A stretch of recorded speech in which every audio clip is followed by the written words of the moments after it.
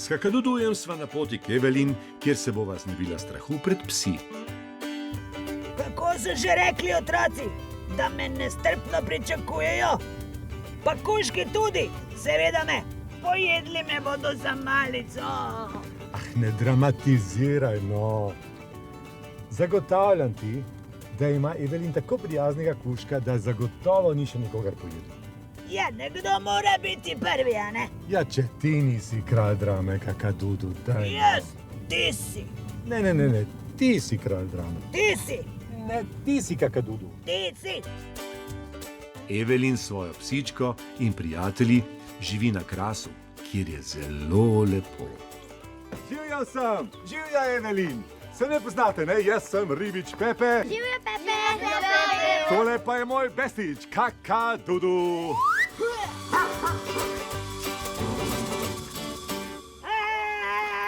Kakadudič, no, da pomir se, no, se bo vse v redu.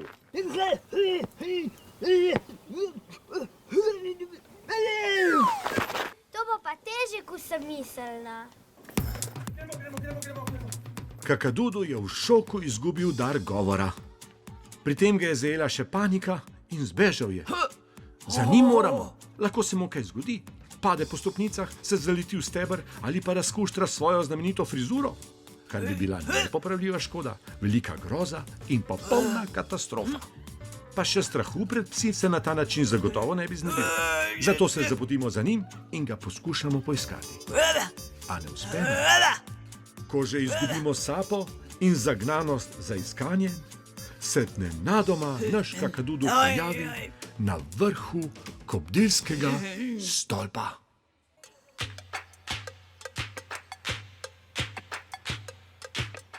Tam je! Na vrhu stolpa!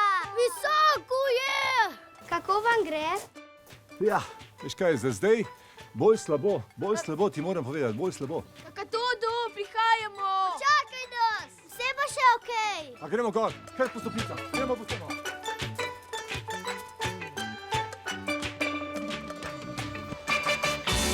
Mislil, da lahko tiha kraška vasica postane prizorišče take drame. Ne boj se, Kakadudu, kuža je nadvse prijazen.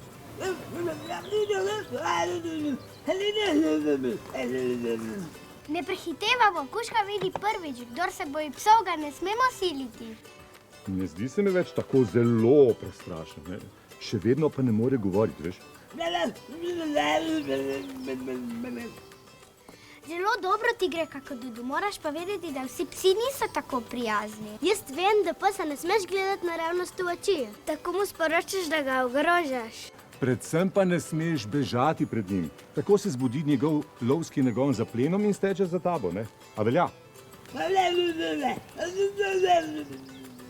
Vsi kužki niso tako prijazni kot Evelin in je. In z njimi se lahko igramo samo, če nam lastnik to dovoli. Preprosto je, Kakadudijam se tako nikoli ne bo zgodilo. A ja?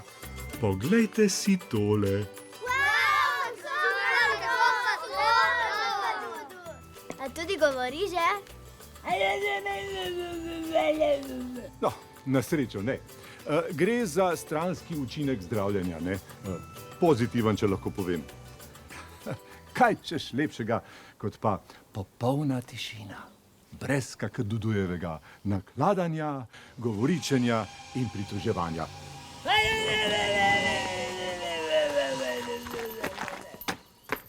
Kakadudu je zares zdravljen. Zato pa Pepe to slabo kaže. A ja, in tudi njega strah pred psi. Ne, pred Kakadudi. Verjemite, da ni hujšega, kot če te doleti Kakadudujeva jeza. Najbolje, da stečem, kolikor lahko. A boš ti videl. Paziti pa moram, da ne padem po stopnicah, se zaletim v leseni steber ali pa izgubim svojo dragoceno ribiško kapo. Ja, se je Kakadudu že pomiril. A lahko pridem dol, da gremo končno pet in plesat?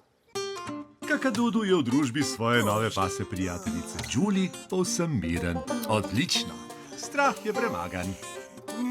Ja, zgodilo! Že grem, tečem.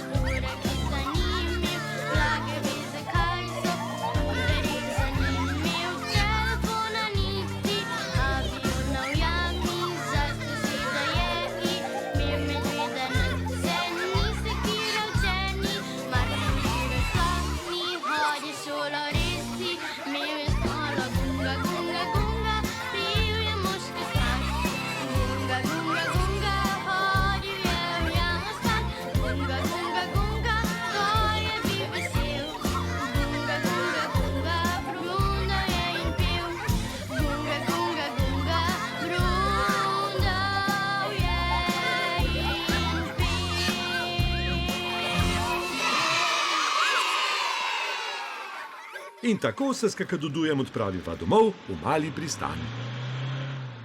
In jaz, najpogumnejši kakadudu na svetu, v sekundi premagam strah pred psi in postanem trener najbolj krvoločnih pitbullov in nemških dog in angleških buldogov. Ampak- Nič, ampak, tiho, zdaj jaz govorim.